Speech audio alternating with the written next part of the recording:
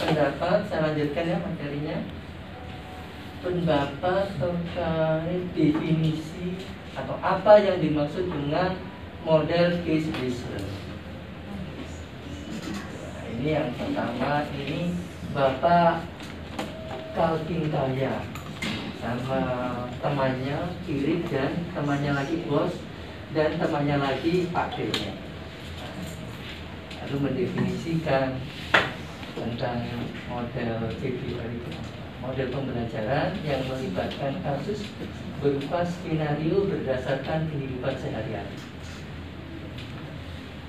dan mempelajari pertanyaan-pertanyaan terkait dengan kasus yang diberikan, sehingga memungkinkan peserta didik untuk mendiskusikan ide-idenya. Intinya itu. Nah, coba definisi. Lalu yang kedua sebenarnya CBR itu, nah ini kita masih teori dulu.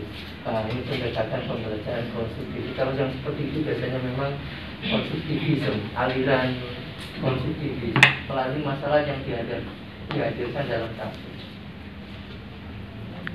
Yang berikutnya menuntut siswa berpartisipasi aktif dalam kehidupan masalah nyata atau hipotetis. Yang berikutnya, nah, dalam pembelajaran CBR itu diharuskan berkenaan dengan pengalaman sehari-hari. Ada lagi mungkin menggunakan madhab-madhab yang lain. Nah, ngomong yang lain, ya.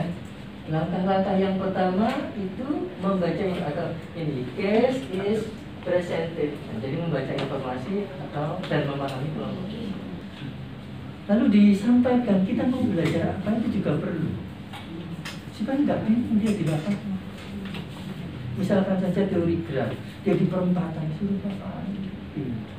Atau di pasar untuk mengimplementasikan apa yang akan kita tuju. Kita jelaskan saja. Kita sampaikan nanti kita belajar statistik terkait dengan menghitung banyaknya pedagang buah.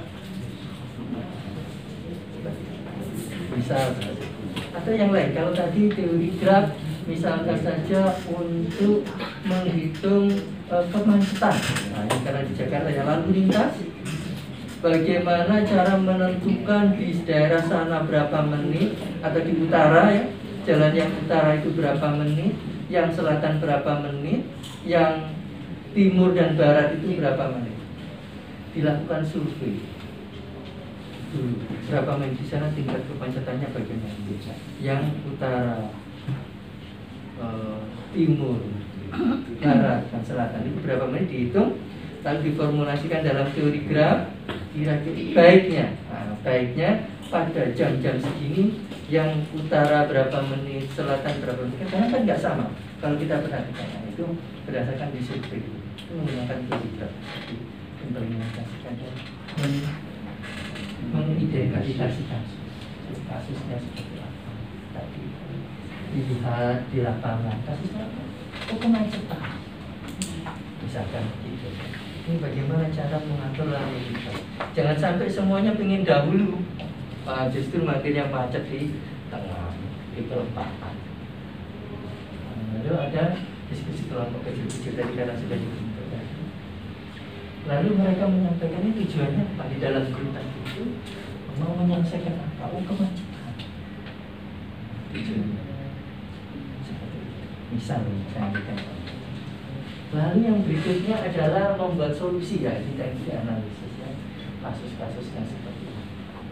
Oke, next itu. Nah, selanjutnya adalah diskusi kelas. Setelah selesai, mereka berdiskusi itu di antara kelompok-kelompok kecil tadi itu. Lalu mereka diskusi kelas di floor kan.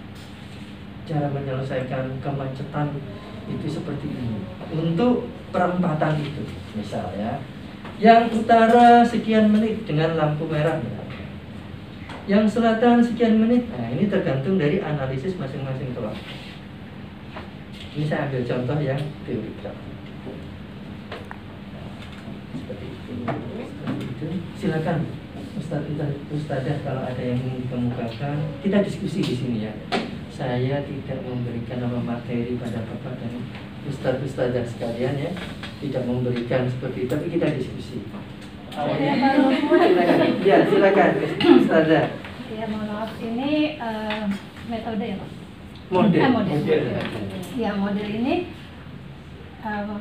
baru dengar juga sih saya, jujur aja gitu. Biasanya kan yang kayak problem learning gitu yang biasa saya pakai gitu. Iya. Pak, ini sebenarnya saya agak-agak bingung dengan beberapa model pembelajaran. Sebenarnya ini kelebihannya apa sih Pak dibanding yang biasanya? Misalnya kayak matematika kan biasanya gitu ya. Supaya nggak biasa nih, boleh kan pakai yang ini yang agak berbeda gitu. Apa ya? Maksudnya kelebihannya, terus juga efektif nggak gitu digunakan di kelas? Kekurangan, katakan begitu. Mungkin gitu. Kelebihannya, kita ajak peserta didik ke dunia. Rata-rata memang model-model pembelajaran saat ini kan seperti materi. Tapi ini kecenderungannya tidak hanya materinya autentik atau masalahnya autentik, tapi anak-anak itu diajak ke lapangan. Senang dia sambil mengobservasi. Karena keadaan alam yang tidak hanya di kelas. Masalah kan ada di kelas, misalnya ditawarkan gitu. Tidak, kalau yang saya pahami tidak begitu. Gitu. Saya yang lebih setuju maksud saya ya. Jadi materi kalau menerapkan CBR itu diajak langsung ke lapangan. Menyurvei, terus ke pasar misalkan, ya terkait dengan materi statistik, terkait dengan pedagang buah tadi, misalnya banyak. Pedagang buah itu banyak jualan apa aja, mangga, atau nanas, atau apa yang ya terserah lah materi yang kita angkat. Tapi langsung terjun ke lapangan. Jadi tidak hanya di kelas ditawarkan, diberikan, itu tidak. Ini saya cenderung itu. Jadi diajak, kelebihannya itu satu. Lalu masalahnya autentik tadi karena sudah terjun ke lapangan.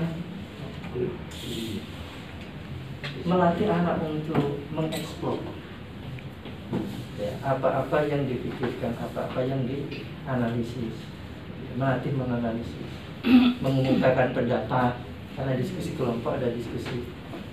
Terus apa lagi? Jadi rata-rata menggunakan model-model seperti ini itu membutuhkan waktu yang lama. Ya jangan semuanya digunakan CB, masuk materi ke up, nanti habis, ya selesai. Ya salah satu atau dua kita coba seperti diimplementasikan. Nah, biasanya ini digabungkan dengan model pembelajaran PJBL, Project Based Learning. Biasanya dipasangkan.